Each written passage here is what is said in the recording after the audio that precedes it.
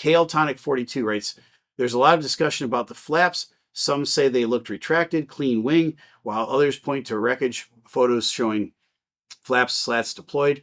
What's your analysis on the flap configuration based on the available footage and reports? So I think I was one that originally said it was a possibility that they could have been prematurely or mistakenly retracted. I'm saying that that's not a possibility now. Let me be very clear on that. I don't think the pilot made a mistake and grabbed the wrong handle. I think it's clear from the fact that they would have, how the airplane was flying. In the photos, you can't tell. It's just too far away. But there are photos now of the wings on the ground. It looks like the slats, the flaps were at least at 1 degree of position. That's the forward slats and the leading edge of the wing.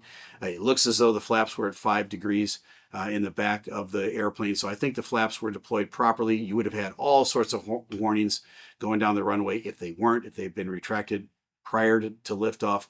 So I think we can put the flap thing to rest. I think the wing stopped producing lift because of a loss of thrust. That's primarily what everybody agrees on these days. Okay, let me see. Savio Vega guy, all right. Given the hot conditions, 37 to 38 C. I've heard 43 C. So again, the temperature fluctuates wildly, but it was really hot that day. Let's just put it that way.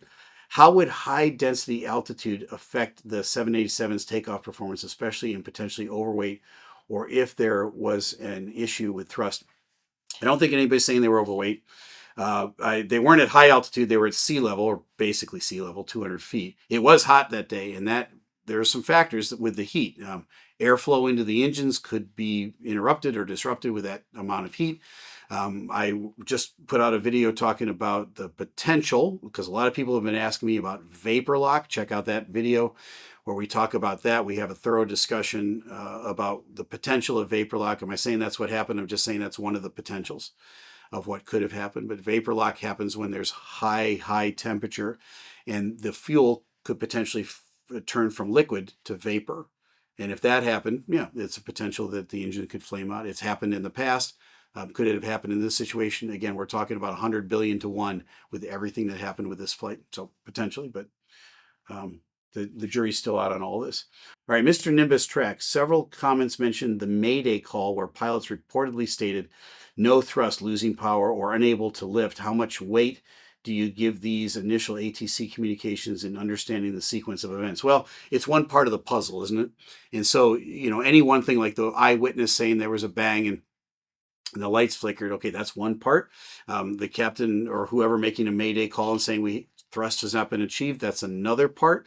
But when you combine that with, you can see the rat deployed and you can hear the rat flying by, now you know that it's most likely, especially when the wings were losing lift, there was a dual engine failure. That's consistent now with the Mayday call that says thrust wasn't achieved.